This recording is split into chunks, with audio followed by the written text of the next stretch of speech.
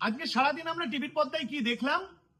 এই নির্লজ্জ তৃণমূল নেতাদের কিভাবে অনুপ্রবেশকারীদের ভোটার কার্ড আধার কার্ড বানিয়ে তাদের ভোট দিচ্ছে, মানে গণতন্ত্রে তাদের ভোটার বানিয়ে দিচ্ছে। এদের লজ্জা করে না? আজকে যে রাজ্যে বাস করছে, যে দেশে বাস করছে, সেই দেশে সেই রাজ্যে অনুপ্রবেশকারীদের ঢোকাচ্ছে গদির লোভে, নিজেদের সরকারকে বাঁচানোর লোভে। আজকে তারা দিনের পর দিন অবৈধ ভোটার তৈরি করে তাদের ভোট দিচ্ছে এবং সরকার তৈরি করছে। পশ্চিমবঙ্গের মানুষ দেখে ফেলেছে, বুঝে ফেলেছে।